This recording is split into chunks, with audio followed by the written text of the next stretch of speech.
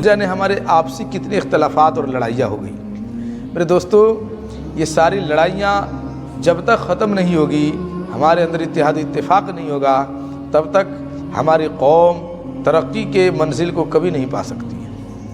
میں آپ کو ایک واقعہ بتاتا ہوں جس سے باتیں سمجھ میں آ جائے گی کہ جب تک ہمارے آپسی معاملات جھگڑے فساد ختم نہ ہوں تب تک ہم کچھ نہیں کر سکتے۔ ایک بادشاہ تھا، وہ بادشاہ کو مذاق کرنے کا عادت تھی۔ وہ بادشاہ بڑی مذاق کیا کرتا تھا اور اپنے پورے ملک میں یہ اعلان کرایا تھا کہ کوئی بھی شخص آئے مجھے ایک کہانی مکمل سنا دے اور 10,000 روپے انعام لے کر چلا جائے۔ بڑے بڑے دور سے لوگ آتے، اپنی کہانیاں تیار کرتے انعام پانے کے لیے، اور کہانیاں تیار کر کے جاتے تو بادشاہ اپنے پورے درباریوں کے ساتھ بیٹھتے، اور وہ بادشاہ بیٹھنے کے بعد کہتا بھائی تم کہانی شروع کر دو۔ وہ کہانی کہتا جاتا اور یہ بادشاہ اس کے پیچھے پھر کیا ہوا، پھر وہ بار بار کہتا رہا۔ گویا اس کے پھر کہنے کا مطلب تھا یہ کہانی ابھی ختم نہیں ہوا، پھر اس کے بعد کیا ہوا۔ لوگ کہانی کہتے کہتے تھک جاتے، وہ بادشاہ انعام نہیں دیتا، لوگ اٹھ کر چلے جاتے، لوگ تنگ آ گئے تھے۔ یہی اعلان ہوتا رہا ملک میں کوئی ہے جو کہانی سنائے بادشاہ کو پوری کہانی اور اسے 10,000 روپیہ انعام دیا جائے۔ لیکن یہ بات بھی مشہور تھی جب بادشاہ صرف پھر کرتا ہے۔ تو ایک دیہاتی شخص تھا، وہ دیہاتی شخص جب اس باتوں کو سنا تو اس نے بھی اپنی ایک کہانی تیار کی، اور وہ دیہاتی پہنچا دربار میں اور کہا بادشاہ سلامت، کہانی میں خود سناؤں گا۔ تو بادشاہ نے اپنے دربار کو لگایا، سارے لوگ درباری حاضر ہو گئے۔ جو بھی درباری تھے وہ تو بادشاہ کو واہوائی کرتے تھے اور کہانی سنانے والے کو بیوقوف سمجھتے تھے۔ وہ دیہاتی شخص کہانی شروع کیا اور بادشاہ نے پھر کہنا پھر شروع کیا۔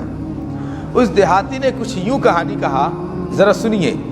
اس دیہاتی نے کہا بادشاہ سلامت، ایک بہت بڑی جنگل تھی۔ بادشاہ نے کہا پھر۔ اس دیہاتی نے کہا ایک نہر تھا، ایک نہر تھی بغل میں۔ بادشاہ نے کہا پھر۔ تو اس دیہاتی نے کہا اس جنگل میں بہت سارے پیڑ پودے اگے تھے۔ بادشاہ نے کہا پھر۔ دیہاتی نے کہا بہت سارے پرندے تھے۔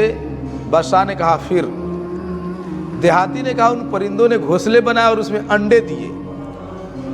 بادشاہ نے کہا پھر۔ اس کے بعد اس دیہاتی نے کہا وہ بچے پیدا ہوئے انڈوں سے اور وہ بچے اڑ گئے، گویا وہ پھر ہو گئے۔ بادشاہ نے کہا پھر۔ دیہاتی نے کہا پھر۔ یہ کہتا بار بار پھر، وہ کہتا پھر۔ ایسے ہی گھنٹوں یہ معاملے چلتے رہے، پھر چلتے رہے۔ بادشاہ آخرکار ہار پاچ کر کے یہ کہا ارے دیہاتی تیرا پھر کب ختم ہوگا؟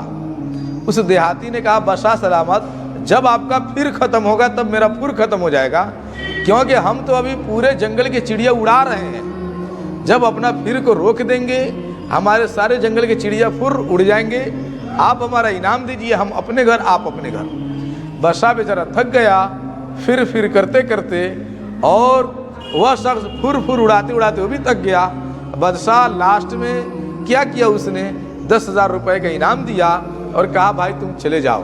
میرے دوستو، ٹھیک اسی کہانی کے جیسے آج ہمارا سماج ہے کہ ہمارے سماج میں یہی حالات ہے۔ آج لڑائی جھگڑے، ایک نے کسی کو تکلیف دی تو دوسرا بھی اس کو دینا چاہتا، پھر وہ دینا چاہتا، پھر وہ فتوے دیتے، پھر یہ جھگڑے کرتے، پھر یہ ان کو گالی دیتے، پھر وہ ان کو گالی دیتا۔ ایسے ہی یہ گالی نسل در نسل چلتے چلتے یہ اختلاف لڑائیاں اب تک چلی آ رہی ہے۔ میرے دوستو، جب تک ہمارے اختلافات ختم نہیں ہوں گے، جیسے کہ بادشاہ کے جب تک پھر ختم نہیں ہوا تو اس کہانی کہنے والے کا پھر ختم نہیں ہوا، ویسے ہی جب تک ہمارے لڑائی ختم نہیں ہوں گے، یاد رکھیے ہم ترقی نہیں کر سکتے۔ اس لیے اپنے سماج کو بنانے کے لیے ضروری ہے کہ ہم اپنے آپسی اختلافات کو ختم کریں، لڑائیوں کو ختم کریں۔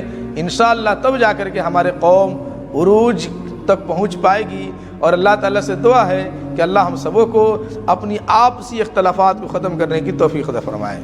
تو اگر آمین سم آمین.